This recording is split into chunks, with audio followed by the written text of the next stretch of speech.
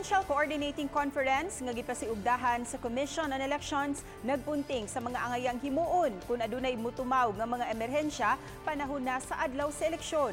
Si Chelo Vallena sa report. Mitambong sa Provincial Coordinating Conference ang tanang election officers, pipila ka election assistant, mga opisyal sa kapulisan sa mga dakbayan ug lalawigan sa Subo. Lakip sa mitambong ang Department of Education o Department of Health. Usa sa gituki ni Attorney Ferdinand Guhilde, Provincial Election Officer, nga katugutan ra ang kapulisan o kasundaluhan nga makasud sa polling place kung adunay pagtugot gikan sa Electoral Board. On two occasions. Number one, if you cast your vote, di ba? There might be a chance that you register in the polling place.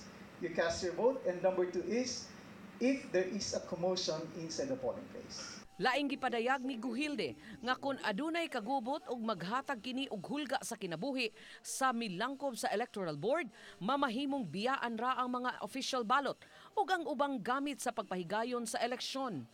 Usa sa nadugang sa eleksyon karong tuiga, gipahibaw ni Guhilde mao ang Voters Registration Verification Machine kun VRVM nga gamiton sa Subo isip na pili nga pilot area alang niini. Matud niya kun mahitabo man nga kawaton ang VRVM o kun dili man mahatod sa courier atol sa eleksyon, magamit gihapon ang election certified voters list. So I don't think this happens, but just in case, because if we're talking about contingency, it actually contemplates situation that is unexpected. Uban ni Marlon Melgazo, Chelo Vallena, Balitang Bisdak.